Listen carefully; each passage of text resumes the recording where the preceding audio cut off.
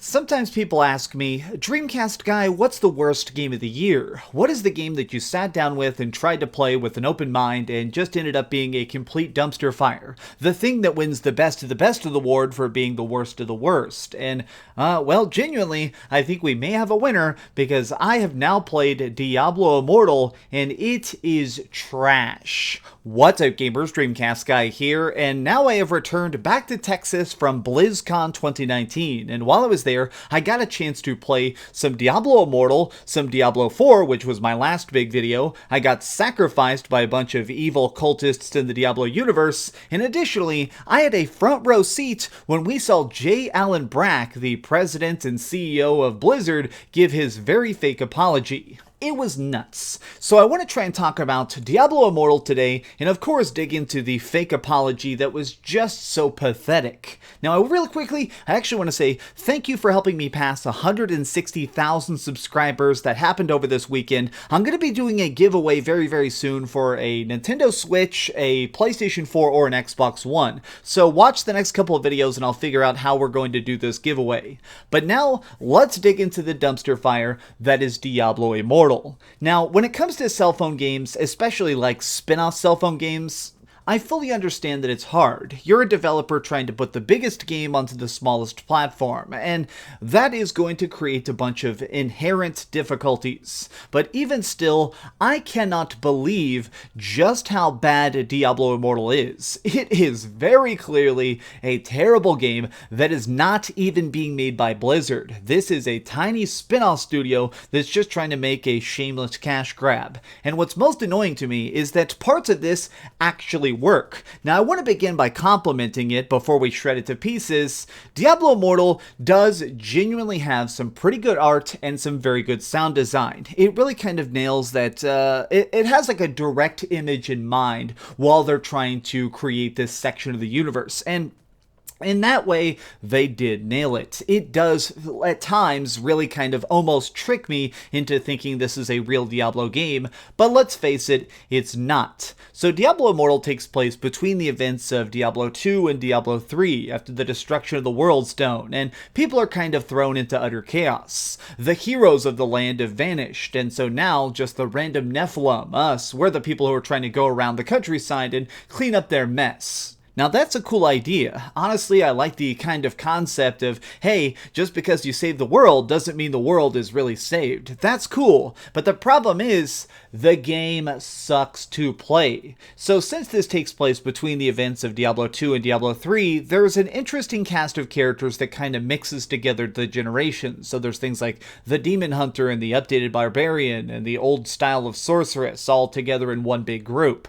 But they all suck to play. This is just what's absolutely killing me the most is there was basically a 30-minute line to play the Diablo Immortal demo, and while we were there, I noticed that a bunch of people would not finish the demo. They would wait through this like half-hour long line and then only play the demo for about 5 minutes because it was so incredibly boring. The big issue is that this is ultra easy mode, mostly because this is a cell phone project. Now, when you're playing the game, the way you actually play something like Diablo 3 or Diablo 4 is obviously if you have a mouse and keyboard, you're able to use WSA and D in your mouse to move around and then aim. You need to be able to have these two separate things. Twin stick shooters are how they do it on consoles like the Nintendo Switch. But for this, because it's a touch screen game, they can't have dual touch. Instead, what it works is the left side of the screen, it has like a little joystick that's actually pretty nice. You can use it to run around. It's pretty lenient on how close you are to that side of the screen. But aiming abilities is so contrived. Basically, since this is a cell phone game, it tries to have some extremely severe auto lock. It is basically where if anybody is anywhere nearby you, it will be aiming at them constantly because there can't really be a tactical aiming system. If you use your minimal attacks or your auto attacks, your normal skills, these are going to hit whoever is closest to you, even if you don't want to attack them. There are times, if you've ever played played Diablo, where there's like a big bad off in the distance, a huge enemy or a mega demon who's about to try and charge you, but he hasn't quite started yet. So you need to try and get those early shots off to basically start weakening him, or maybe try and draw him into a trap. Well, on this, that's incredibly hard, because if there is like a dude over here has 10 million health and his name is like Beefy McBeefcakes, and a guy over here is called like I Suck 420, it's going to automatically target the zombie called I Suck 420, even if you don't want to. Now, this is only for the more low tier skills. Like basically the stronger skills do have a way to aim them, but it's incredibly gross. It does not really function, which is that basically, you'll hold down the screen, and then once you start holding down one of your bigger abilities, you're not able to run anymore, and instead, the screen starts to get this special little targeter. So you have to like hold down the screen in that one special spot for that one special skill, and then drop it onto an enemy. It is so clunky that it does not work. Now, I was able to land some of my skills, some of my ultimates, some of my bigger, more powerful techniques, but a lot of them completely missed. And since there is just kind of a nothingness to it, it doesn't matter. It's one of those things where everything in here is so easy mode that even if you miss one of your big abilities, it doesn't really have that big of a consequence because it's just a basic cooldown. I mean, when it really comes down to it, if I had to sum it up in a simple phrase, this is not Diablo. It is a fake imitation. The biggest issue of all, though, and definitely the thing that absolutely ruins the experience, is that it is hyper zoomed in. Since this is a cell phone game, basically, for whatever reason, it's got to be this tiny. Oh my gosh, it is so aggravating. I love Diablo for those giant chaotic times where like my army of skeletons is clashing against a huge bunch of like zombies or witches and stuff that are crawling up from the crypts. Watching all these units just come in and clash, that is so freaking epic. It is the heart and honestly the real appeal of Diablo. So the fact that there can now only be like 4 people on screen at once is pathetic. But basically, there can only be a very limited amount of enemies on screen at once, and normally they're very, very thinly placed because it's super zoomed in. Your character is like this big, which means there can only be a couple people around them. It is so aggravating because I want to see this game. I want to watch the world. I want to see things run up and blast them, but it's just not that. Oh god, I'm so aggravated. They had this demo on cell phones and on the iPod, they had this on iPhones and iPads. That way you could play it in micro mode or major mode, and both versions are so stinky. The fact that they're also going to definitely monetize the hell out of this makes it even more aggravating. Are they going to sell characters? Are they going to sell cosmetic microtransactions? Are they going to sell potions? We don't really know, but at this point, I do not trust it all at all. Now let's talk about the bigger betrayal of trust, which was JL and Brack's apology. Now, I have the unique perspective of the fact that I was actually in the room when this took place. I was practically front row because we got up super early in the day to wait in line for hours and hours and hours to make sure we could be right there for all the big grand reveals. So it was a little bit of a stunner when suddenly, like, the head of Blizzard himself walks out with his kind of weird haircut and starts being like,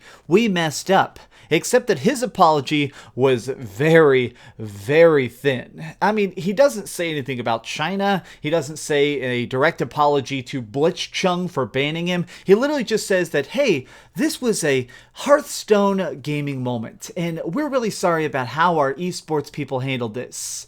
No, JL and Brack, you silenced somebody. You literally came in and said, hey, you're not allowed to talk. You banned him for an entire year, you took away his $10,000 cash prize, and while you did actually give back that profit money, the other stuff still stands. His ban has been slightly reduced, but you guys clearly messed up.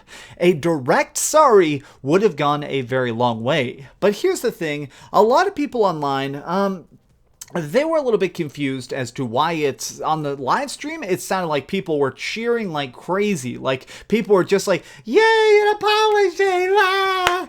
when that isn't really the tone that felt like it was existing within the room itself. Like, I was literally right in front of JL and Brack. I could smell that man's weird coffee breath. I was so close. And what's funny is that within the room, people didn't seem to be as won over. The people that are close to the mic and close to the front of the stage, those dudes were completely impressed. But a lot of those dudes had literally been waiting for this for like 12 hours. They got in line for these big announcements before the sun was up. And so the thing is, these guys, they were going to cheer at anything. He could have literally walked out on stage and been like, "Hey Blizzard fans, I just want to let you know that I'm having some very bad diarrhea, but the Pepto-Bismol is kicking in." And they would have been like, "Yeah, he's pooping his pants. We love you, pants pooper." They would have been hyped about anything no matter what. But the rest of the people in the room were not convinced, the same way that most people online were not at all convinced. Blizzard is still a company that will just screw over anybody if it means that they can maximize their profits. But here, I want to say something that's actually not known by anybody else.